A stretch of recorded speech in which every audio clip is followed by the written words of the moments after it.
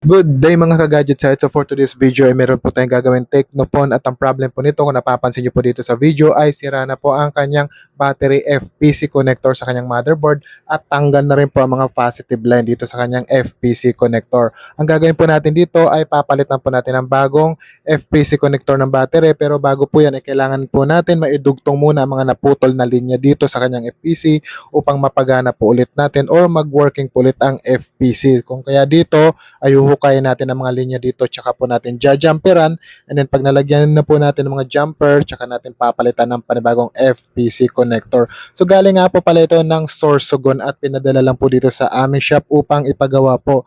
Itong Tecno nga po pala na to ay dalawa po ang battery FPC connector nito sa kanyang board, kaya papalitan po natin ito ng dalawa. So itong nasa video, ito pa lang po yung isa. So dito po ito aking kiniklining po muna upang mapalabas po natin ang mga importanteng linya sa FPC na to. And then tsaka po natin na-apply ng panibagong FPC connector po.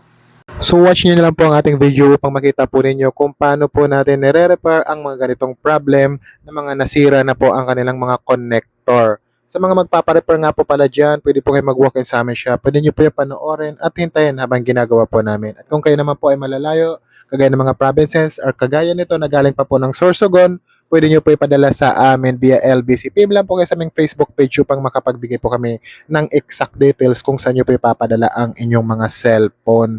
At syempre, kung kayo naman po ay ng Metro Manila lang at wala po kayong time na mag-walk-in sa amin siya, pwede nyo pa rin ipadala sa amin via any delivery rider kagaya po ng Lalamove, Grab, Angkas.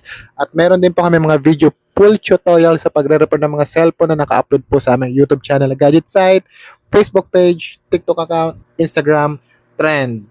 So watch the video on how to repair this broken FPC connector.